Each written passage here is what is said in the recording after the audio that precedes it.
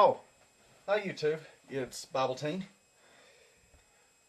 I'd like to say that it's very close to my birthday. My birthday is drawing near, and so forth. But anyway, first of all, I'd like to thank a couple of people for subscribing to my videos. First of all, I'd like to thank Gore the Movie God. Thank you for subscribing to my videos. And I'd also like to thank Kamebus646. Thank you for subscribing to my videos. Thank you very much, guys, for subscribing to my videos. I hope you will enjoy the videos that I make later on in the near future. Yeah, but anyway, I just decided to do a third and final Famicom rant because, just to give you a little more history about the video game system that revolutionized gaming in the 1980s, and it set the standard for games later on, which is the Famicom. And I'm not going to explain what the Famicom is because I sort of explained it right at the intro of this video, so go back and read that if you want to.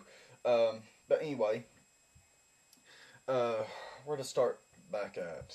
Oh yeah, in 1985, 2 years after Nintendo released the Famicom in Japan, Nintendo decided to release the Famicom in the United States. However, they were a little bit precautious about this because the video game crash of 1983 hit North America, and everyone thought was the death note for the video game industry.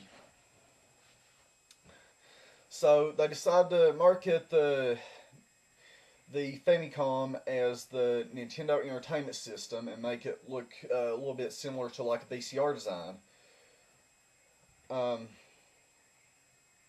Instead of it looking like a gaming console, because back then people knew what a video game console was, so they just decided to market it as an entertainment system. Sort of like a Trojan horse in the video gaming industry, but it did revolutionize video gaming in the 1980s. And I also have a regular Nintendo here that I got when I was a little guy. Right here. It's, if I can get this stuff entangled here. Oh, by the way, this is not a video game review. If you're thinking about that, I mean, I can't even really review this right now, so forth. It's just a rant that I'm doing. But anyway, it's a nice looking system. Yeah, the cartridges go in here like a VCR. But anyway, right when the Nintendo Entertainment System was released, problems plagued the Nintendo Entertainment System, and one of the reasons I'm going to show you, and this is also another reason why I can't review it. First of all, they made the cartridge slot similar to a VCR design. They called it the zero insertion force, and what you did was you put a cartridge in, you pushed down on it, closed it, turned it on. So, but it also caused the cartridge pins and the ROM boards to bend and corrode, and there was also a little computer chip inside the Nintendo Entertainment System that the Famicom did not have, which was called a 10NES lockout chip, and it caused gamers to have a whole lot of frustration with the system itself.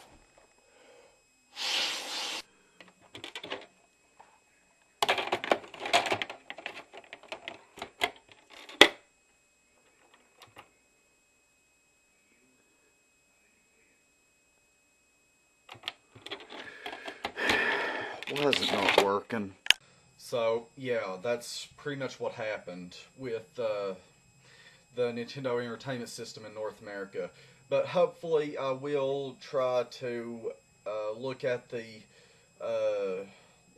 circuit boards of the system and see if I can cut the pin that causes the lockout chip to work on the NES. But other than that, the NES was a big success in North America and in other places in the world where it was released. It's very nice. Here's one of the controllers for it. It has the same button layout as a Famicom controller, but if you can see right here, there you can also get a second controller for it, and the controllers are detachable.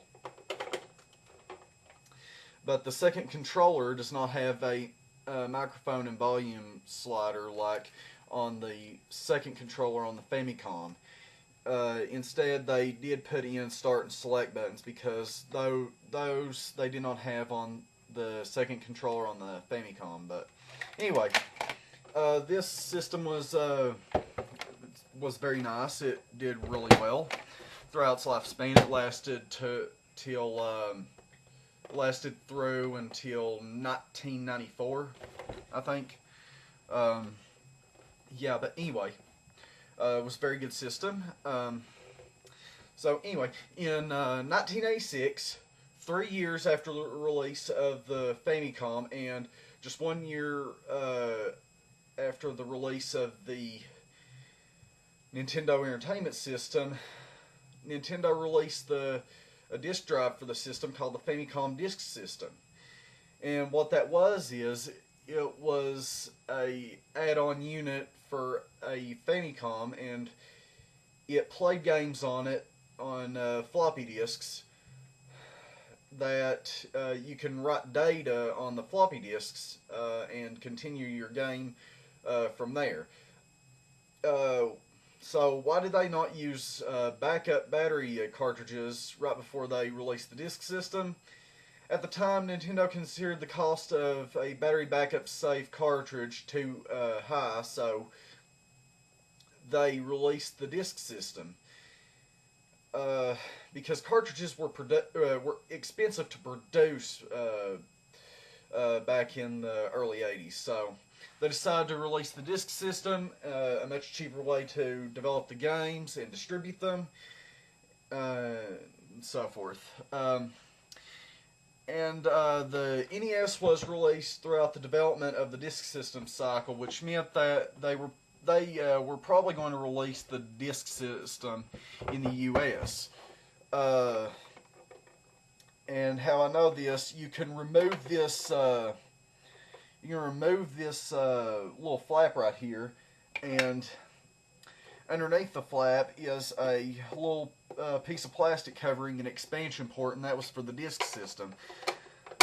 But the disk system wasn't released, and the reason why was in 1987, The Legend of Zelda was released onto cartridge format with a battery backup save in North America, completely freeing Nintendo from having to release the disk system abroad.